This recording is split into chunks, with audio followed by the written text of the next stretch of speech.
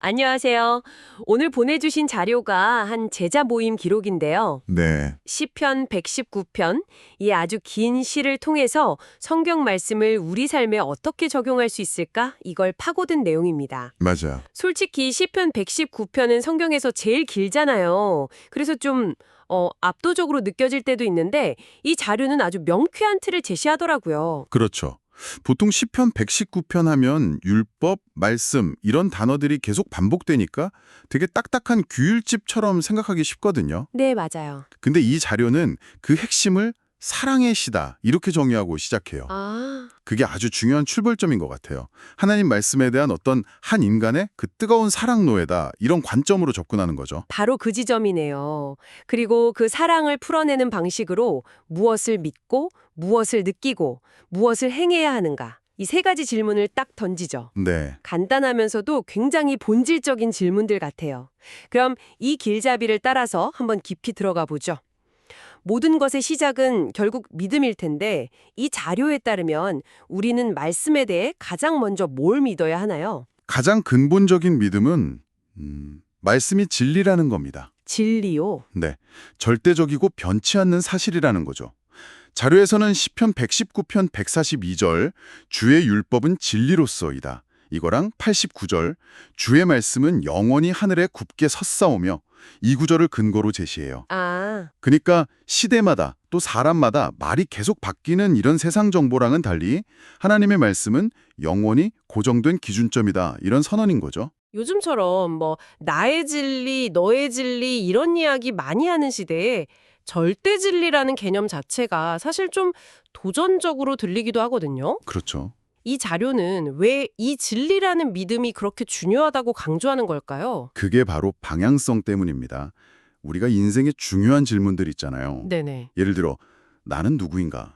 어떻게 살아야 하나? 세상은 어디로 가나? 이런 질문들에 대한 답을 어디서 찾아야 하는지 그 최종 권유를 부여하기 때문이죠.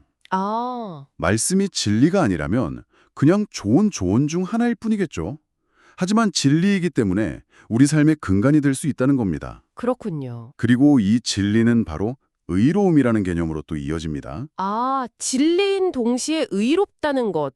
그건 어떤 의미의 차이가 있을까요? 진리가 참이냐 거짓이냐의 문제라면 의로움은 옳으냐 그르냐의 문제입니다. 아하. 자료는 128절 모든 주의 법도들을 바르게 여기고 라는 구절을 인용해요. 하나님의 성품 자체가 완벽하게 의로우니까 그분에게서 나온 말씀 또한 우리에게 가장 옳고 바른 길을 제시한다. 이런 믿음인 거죠. 네. 그래서 우리가 따라야 할 도덕적, 윤리적 기준이 되는 거고요. 알겠습니다.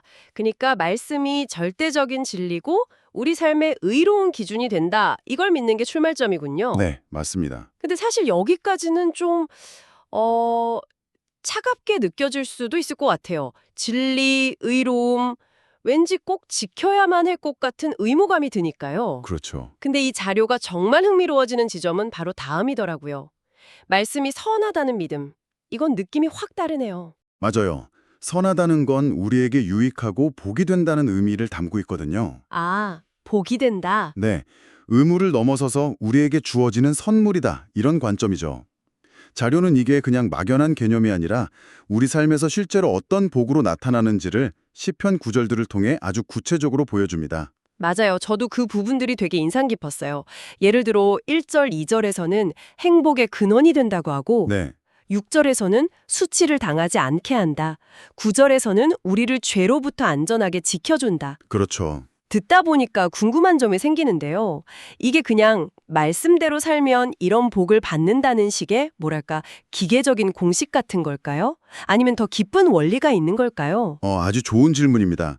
이 자료의 전체적인 맥락을 보면 이건 무슨 거래나 공식이라기보다는 관계의 결과에 더 가까워요. 관계의 결과요? 네, 우리를 가장 잘 아시고 가장 사랑하시는 분이 주신 삶의 사용 설명서 같은 거죠. 사용 설명서. 재밌는 비유네요. 그 설명서대로 살 때 우리가 가장 우리답게 가장 안전하고 풍요롭게 살 수 있다. 이런 원리입니다. 자료에 나온 다른 유익들을 보면 더 명확해져요. 네. 24절에서는 말씀이 나의 즐거움이자 상담가가 되어준다고 하고 98절에서 100절을 보면 원수나 노인보다 더 뛰어난 지혜를 준다고도 하거든요. 그리고 가장 유명한 구절 105절에 주의 말씀은 내 발의 등이요 내 길의 빛이니이다. 이 말씀도 나오고요. 바로 그거죠. 결국 우리를 안전하게 지키고 즐거움을 주고 지혜롭게 하고 또 갈 길을 비춰주는 것.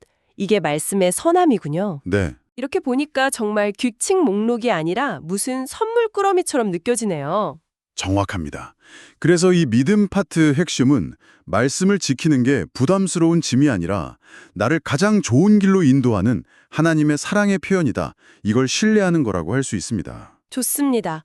말씀이 진리고 의롭고 심지어 나에게 가장 선하다는 걸 믿는 게 첫 단계라는 건 이제 확실히 알겠습니다. 네, 그런데 앞서도 잠깐 얘기했지만 머리로 믿는 거랑 가슴으로 느끼는 건 또 다른 차원의 문제잖아요. 그렇죠.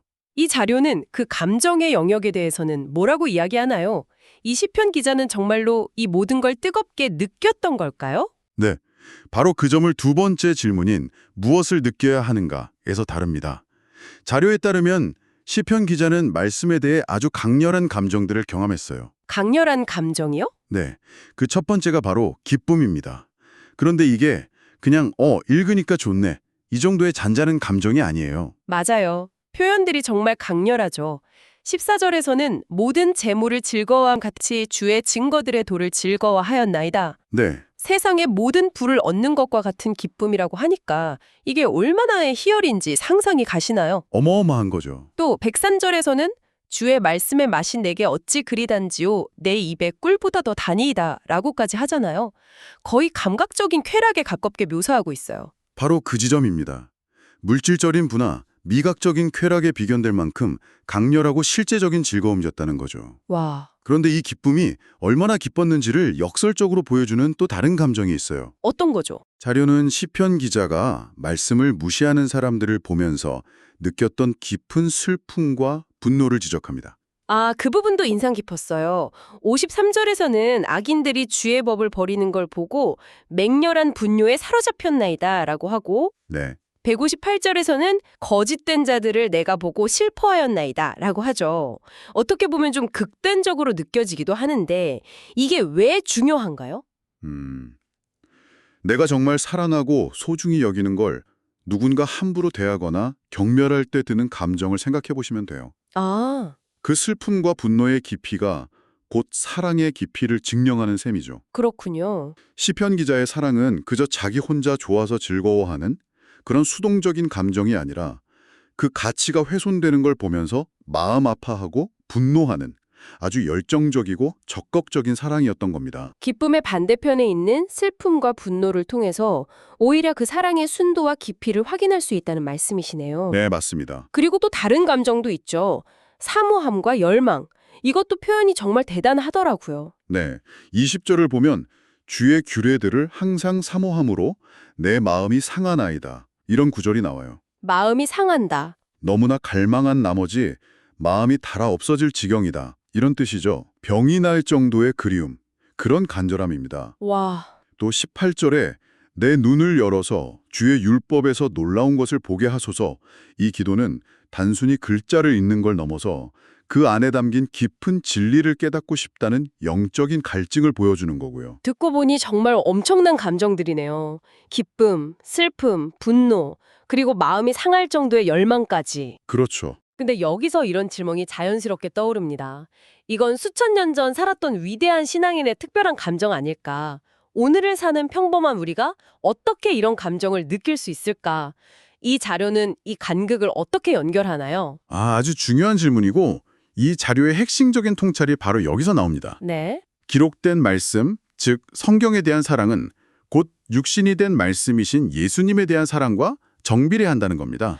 아, 그 연결고리가 정말 중요하군요. 네, 즉 성경을 사랑하는 마음과 예수님을 사랑하는 마음은 분리될 수 없다는 거죠. 자료는 성숙한 신앙인일수록 이 두 가지 사랑이 동일하게 나타난다고 설명해요. 왜냐하면 성경 전체가 결국 예수님을 가리키고 있기 때문이죠. 그렇죠. 예수님 자신도 광야에서 사탄에게 시험받으실 때 기록되었을 때라고 하시면서 신명기 말씀을 인용해서 승리하셨잖아요. 네, 맞아요. 예수님이야말로 말씀을 가장 사랑하고 신뢰하고 의지하며 사셨던 분이죠. 따라서 우리가 성경을 더 깊이 사랑하게 되는 건 곧 성경이 증언하는 예수님을 더 깊이 알아가고 사랑하게 되는 과정과 같다는 겁니다. 시편 기자의 그 열정적인 감정은 결국 말씀의 주인이신 하나님, 그리고 그 말씀의 성취이신 예수님을 향한 사랑의 표현이었던 셈이죠. 그렇군요. 말씀을 향한 감정이 그저 책에 대한 애정이 아니라 살아계신 인격, 즉 예수님을 향한 사랑과 연결된다고 생각하니까 그 깊이가 다르게 와닿네요. 네, 바로 그겁니다. 자, 그럼 이제 마지막 단계로 가보죠. 이렇게 굳건한 믿음을 가지고 뜨거운 감정을 느꼈다면 그건 반드시 삶의 어떤 모습으로 드러나야 할 텐데요. 그렇죠. 그래서 우리는 무엇을 행해야 하는가? 이 세 번째 질문에 대해 자료는 뭐라고 답하나요? 믿음과 감정이 내적인 것이라면 행동은 그 필연적인 외적 표현이죠. 자료는 시편 119편 전체에 흩어져 있는 아주 구체적인 행동 목록을 제시하는데요. 네. 단순히 순종하라 라는 한마디로 끝나지 않는다는 점이 중요합니다. 맞아요. 저도 그 목록을 보고 놀랐어요. 스펙트럼이 굉장히 넓더라고요. 말씀을 노래하고, 입술로 선포하고, 작은 소리로 읊조리고, 즉 묵상하고, 이건 주로 입으로 하는 일동들이네요. 그렇죠. 그리고 내면으로 향하는 행동들도 있어요. 말씀을 마음에 간직하고 잊지 않으려고 애쓰고 실제로 삶에서 지켜내는 것이죠. 더 나아가서 하나님을 향한 반응으로서의 행동도 있습니다. 말씀으로 인해 감사하고 그 말씀을 주신 분을 찬양하는 것. 그런데 저는 이 모든 행동 목록의 마지막에 있는 게 가장 큰 울림을 주었습니다. 어떤 거요? 바로 이 모든 것을 행할 수 있게 해달라고 기도하는 것까지 행동에 포함된다는 점이었어요. 바로 그겁니다.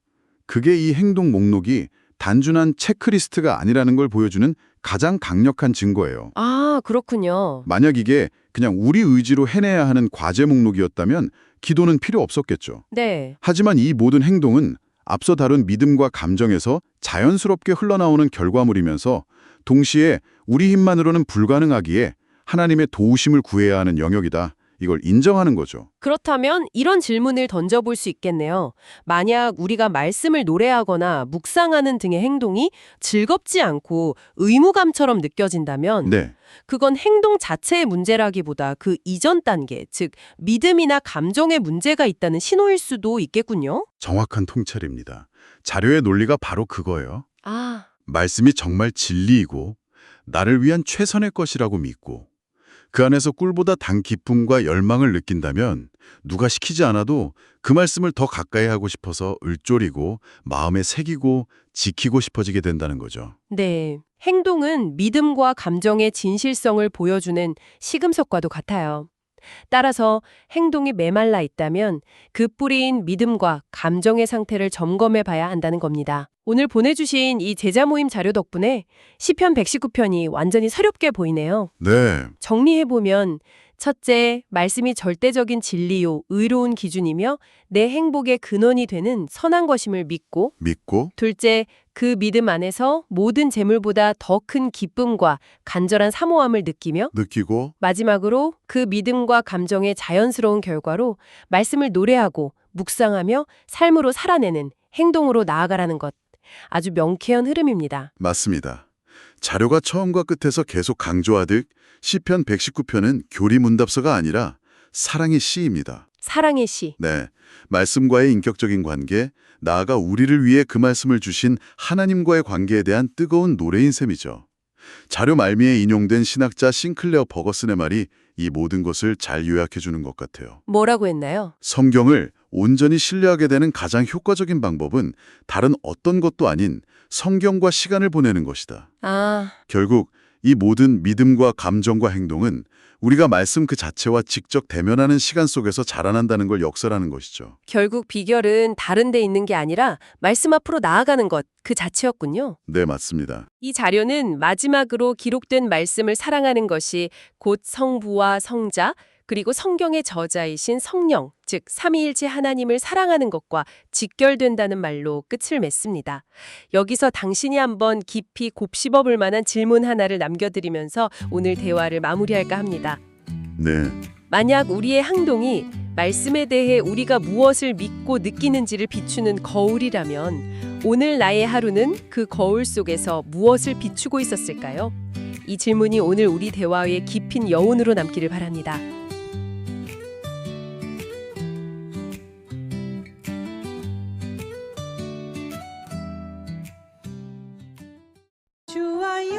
다